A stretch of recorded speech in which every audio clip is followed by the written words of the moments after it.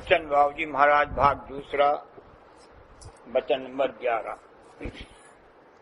आगरा 7 अगस्त सन 1936। संत मत अधिकार प्रति है और सूरज शब्द योग ही निर्वियोग योग है, जिससे सूरज अपने अंशी मालिक में समा सकती है। मेहर बदली रूप है और दया बारिश रूप। अनंत जीव यहाँ सत्य देश और जाल देश से आए हैं और अनंत काल से यहाँ अपने अपने समय, कर्म, संस्कार और अधिकार के अनुसार कार्रवाई कर रहे हैं। समय के अनुसार कर्म और फिर संस्कार पैदा हुआ है। संस्कार पैदा होने पर किसी कार्रवाई के करने की खास काबिलियत हासिल होने का नाम अधिकार है।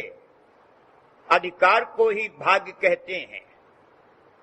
अब सुरत को अपने अंशी यानी मालिक के चरणों में समाने और उसके निमित्त कार्रवाई करने का अधिकार पैदा हुआ, तब संत मत अधिकारी जीवों के लिए प्रकट किया गया।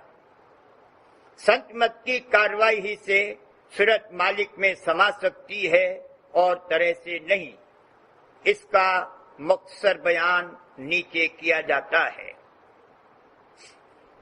जो चीज जिसकी जात और जौहर है वह उसमें समा सकती है। मालिक हर्ष रूप, प्रेम रूप, आनंद रूप, शब्द रूप और फिर अरूप है। सूरत उसी की जात और जौहर है, इसलिए सूरत ही मालिक में समा सकती है। इसके अलावा वो कभी मालिक से टूटी नहीं है। एक अंश में वो मालिक से मिली हुई है। अगर टूट जाती और अलग हो जाती तो फिर कभी मालिक से नहीं मिल सकती थी।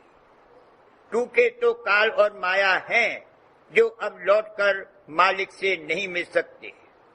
काल में बड़ी भारी चैतन्य शक्ति है, मगर वह सब काम में आ गई है, इसलिए काल नहीं लौट सकता।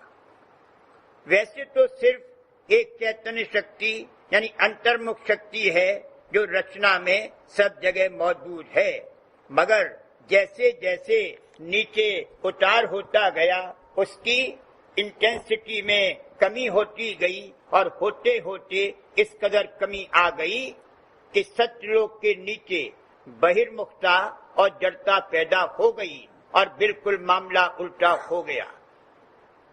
यह किस तरह से हुआ और क्यों हुआ, ऐसे सवाल हैं जिनके लिए एक अलहदा डिस्कोर्स बयान की जरूरत है।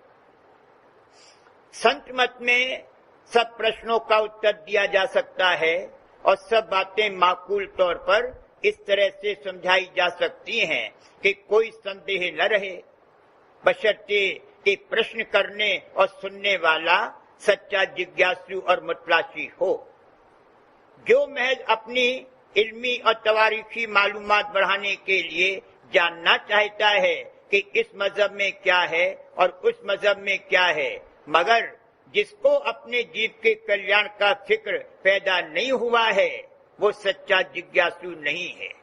और अगर उसको संत मत समझाया भी जावे तो वह कदापि नहीं समझ सकता।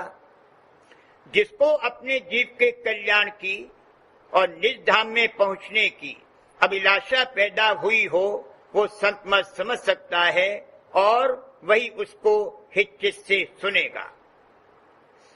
जिसको जिस चीज की जरूरत और चाह है उसको कुदरती तौर पर उसके लिए प्यार और हित होता है, और जब हित होगा तब चित्त दे सकेगा। बिना हित के चित्त नहीं दे सकता है। संत मत में प्रोपेगेंडा यानी प्रचार तो मना है, लेकिन उपदेश करना मना नहीं है। अगर संदेशा अधिकारी को सुनाना चाहिए जो हित और चित्त से सुने।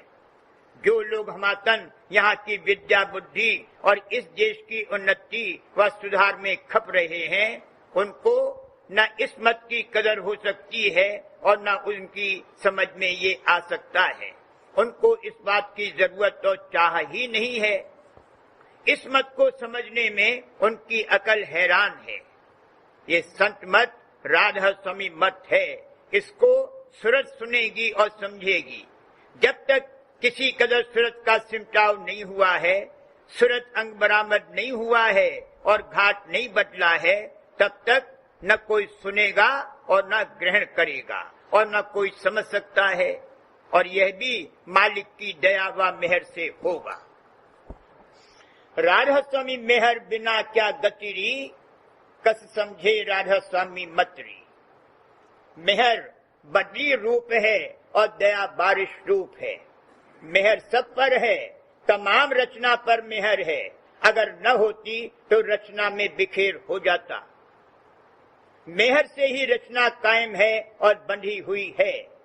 जब अधिकार पैदा हो और दया की प्राप्ति की जरूरत महसूस हो और सच्ची गरजमंदी और दीनता पैदा होकर दया के लिए रास्ता बन ले, तब दया होती है। जो लोग मत प्रचार और प्रोपेगेंडा करते हैं और सम्मतों का मेल मिलाते हैं और कहते फिरते हैं कि हमारा भी यही मत है, तुम्हारा भी यही मत है, सब मत एक हैं, वे लोग वास्तव में किसी मत के नहीं हैं, ला मजहब हैं। उनका कोई इष्ट नहीं है। अगर कोई इष्ट होता तो उसको सब पर फौकियत देते और उस हालत में ये कैसे कह सकते थे कि सब एक हैं। हमारा इष्ट सत्य पुरुष राधा स्वामी है। जितने भी धनी और देवता वगैरह हैं, सब राधा स्वामी से नीचे हैं। संत मत राधा स्वामी मत के अलावा जितने भी दुनिया भर में मजहब हैं, सब काल मत हैं, काल के जाल हैं। इस बारे में किसी से ख्वामख्वाह लड़ाई झगड़ा नहीं करना चाहिए।